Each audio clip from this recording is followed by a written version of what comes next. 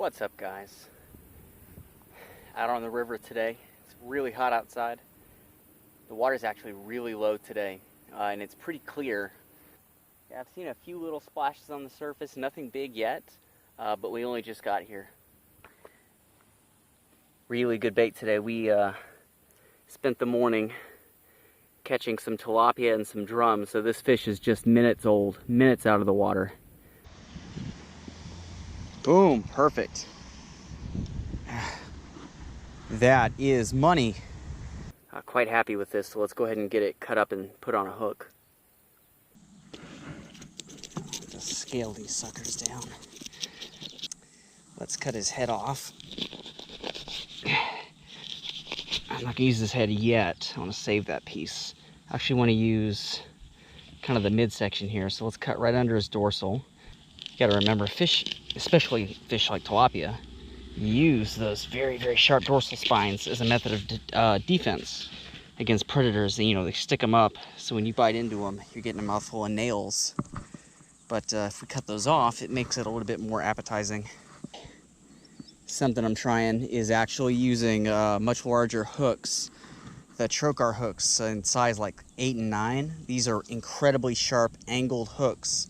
And what I want to try is use a bit of weight down here to actually turn the hook in the fish's jaw and hopefully try to set the hook before he takes it in deep to the back of his mouth.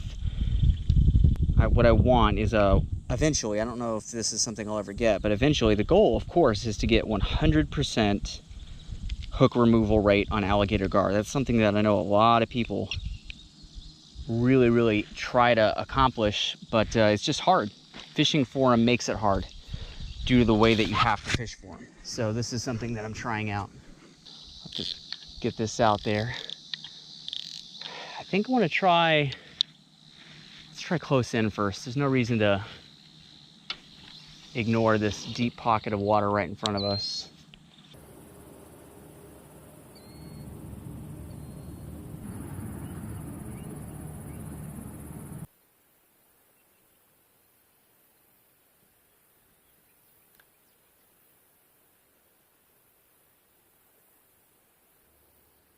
A pretty good time to trust it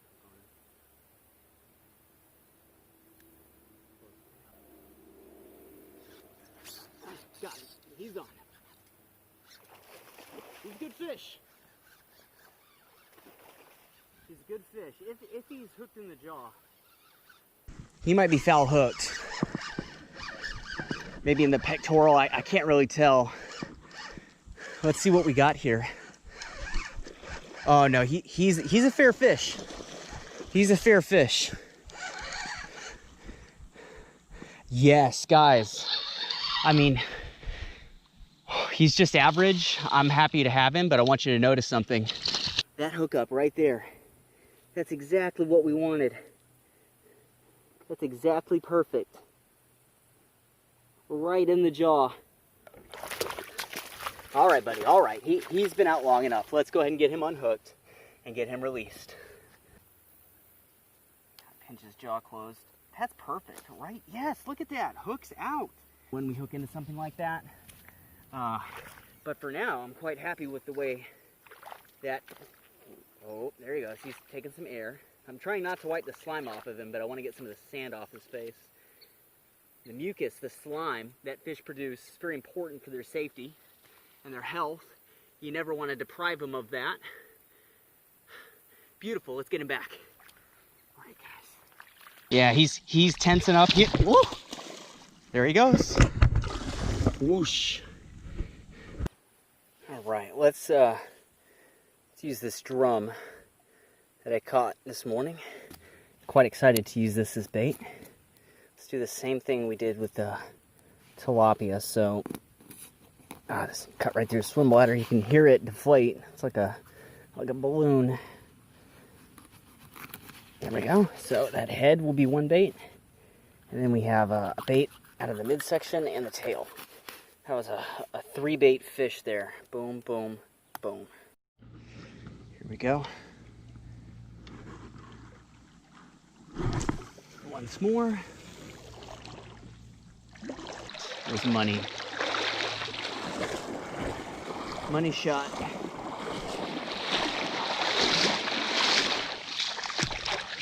Try to pick my feet all the way up out of the water so I don't sound like a truck driving through it. It's about 5:25 right now.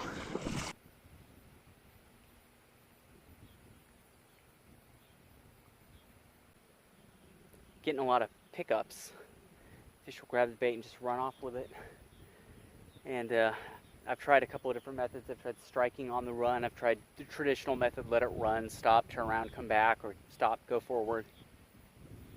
I've just dropped a couple of fish, but they are biting in quicker succession. 6:30. We got about an hour and a half before the sun gets below the horizon.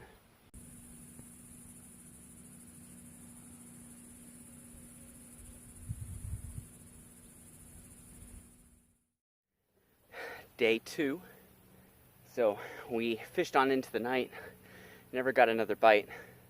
It's quite typical of this spot in the Gar. Once you catch one, the rest of them kind of take notice, and it takes a long time for them to bite again. But came back, brought a cast net. We're going with live bait today, and we're going to be using smaller hooks. So I just spent the last 10 minutes, probably not even that long, getting a bucket full of shad over in the channel.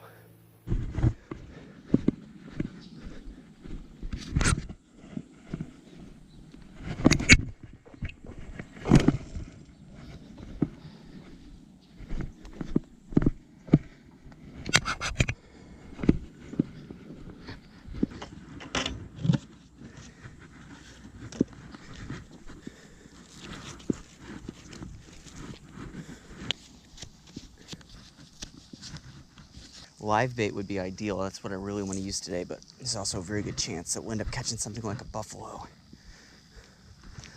There's a lot of buffalo that cruise in and out of this little shallow channel. And by the way, I suck at throwing cast net, guys, so the way I'm doing this is not the actual proper technique of putting it over your shoulder and all that, but like I said, I'm not great, but at least I can make a circle out of it. Okay, here we go. See? Oh, it actually might. Yes! Look at that! That was kind of a surprise. That actually worked out way better than I thought. I thought our first cast would just be a blind miss, but we actually got some good shad in there. Those probably won't survive for very long. Forgot to do this part first. There we go. Those will die real quick, but still really nice to have that. Those are going to be great baits. I got a few more in the net here. Guys, this has been every throw so far.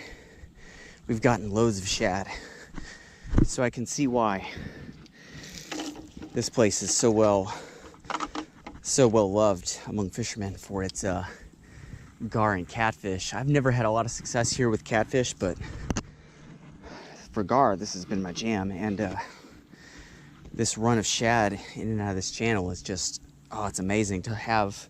I think I've done 4 throws now, and I've come back with 4 cast nets worth of shad. There we go. Really bad technique, guys, but it did get the circle, so don't watch this video to learn how to throw a cast net. But I'm still quite happy with the results I'm getting. Yep, see, look at that, guys. Look at that. I'll let that one sink all the way down to the bottom. We got good bait fish. Check these guys out. You see them swimming around in there. That's a great bait. Very small bait, but my goodness, guys. You know, when you're freshwater fishing, shad, top of the list. Absolute top of the list. There's nothing better than shad for freshwater bait fish. Mullet can do just about as good a job for a lot of species. If it swims, it'll eat shad. So I just got one in my pocket. I brought a bunch, don't worry. It's not just the one in my pocket, but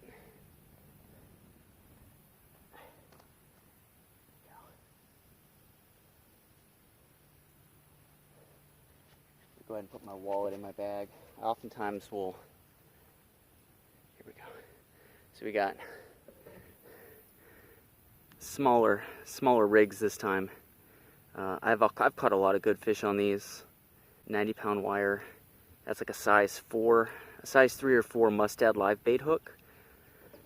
My philosophy is pretty simple. The last time when I was out here, the first fish I caught, I was trying to use really big hooks that could penetrate the outer part of its jaw to prevent the fish from taking it back. If I have a rig where I think that's necessary though, I want to use as small a hook as I possibly can, and these have been doing the trick for me. Very sharp, very strong. Based on the size of the gar we caught last time, and knowing that there's some good 3-4 foot gar in here, I brought a lighter setup. Still very strong. I catch jacks and sharks and stuff off of this. This is the Shimano Terramar heavy action southeast spinning rod, 7 foot. Favorite rod I've ever owned. And the Penn spin fisher I have on it has a live liner. So let's pick ourselves out a good fish. Here we go. Got a good one. Different ways to live bait these guys, but because I want the majority of the fish in the gar's mouth, I'm gonna go through the back, right under his backbone. Not that this is the best way to do it, but I think most of this bait will be in his mouth the minute he picks it up. Let's not set the drag too high since we are using a lighter outfit. It's 30-pound line. I don't want him to break us off right away. There we go. Enough to set the hook, enough for him to run under drag pressure. Now I know there's an underwater ridge right there. That's where we were standing. Then it slopes down, and right at the corner there, boom, is where I think the gar are going to be feeding.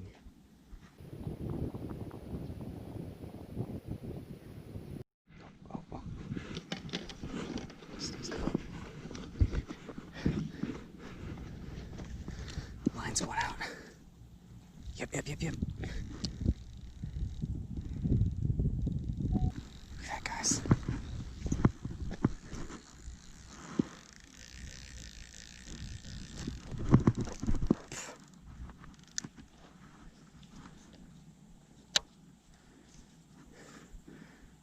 Sometimes it's easier to just let it free spool.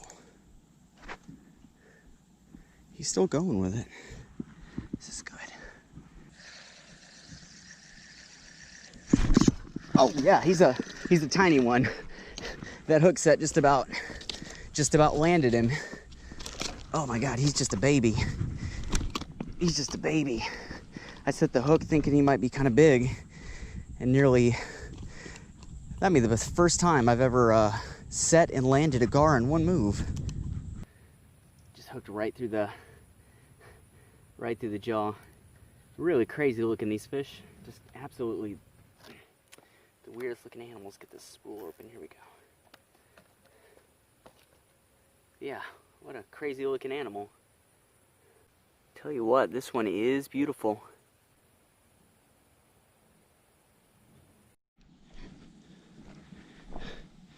Ooh, tiny little guy. Good stuff.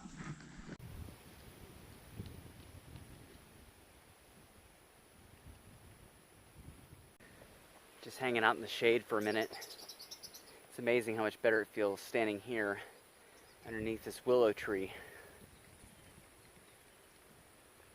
It's very humid out here, but at least I'm out of the sun. Makes it a lot more enjoyable. You literally just gotta tie a uni knot here with a lock on it, and then we'll be set. It's a really simple trick, guys. If you want the fish to take your bait and start running, just work on something else that needs your full attention. It's like if you want the light to turn green, try to open up a drink in your car.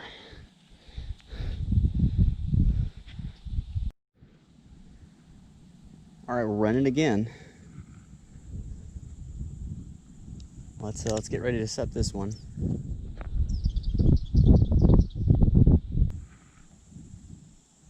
Still feel him.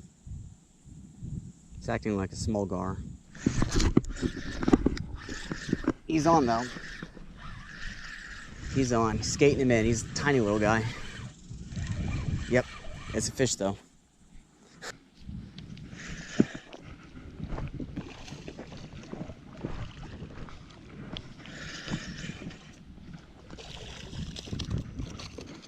Lots of these little guys. Lots of these little guys. He's bleeding a bit, but I can actually see the hook in his jaw. He didn't swallow it. All right, guys, hook's out. Ooh. There's a little bit of blood, but he's fine. The hook never went past the back of his jaw. There we go. Ooh, you guys can hear that little squeaking noise as he was fighting. That's just the swim bladder expelling air. Totally normal.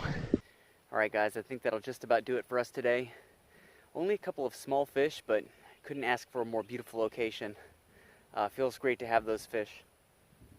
Feels even better to put them back without hooks buried in their throat. Got all the hooks out this time, and that makes me very, very happy. Don't forget to like the video, subscribe to the channel. When you do, hit that little bell, so when I upload a video, you will be the first person to know about it. You get all the notifications straight away. You don't have to check out my Patreon page. You can find the Patreon link in the description to all my videos, including this one. If you become the Master Angler level patron, you're entitled to my best fishing spots, not just locations, but hand-drawn maps and diagrams and suggestions on what bait I found to be most effective, where each species of fish tends to hide in that particular area. If you scroll down through all of my videos, I'm giving the secrets away to a good number of them to my patrons. Some contests for good prizes. We're holding a contest right now for a free Daiwa BG. Fresh in the box, I got it just for this. In addition, you get extra videos every single week, just like you have on my regular channel, except those ones are exclusive to the Patreon. You also get a lot of the behind the scenes, how I make the videos, my thought process behind the videos, the embarrassing stuff or the mistakes that I cut out of my videos. Lots of good stuff. Check it out. More is coming, guys. Stay tuned, and until it's here, I will see you guys later.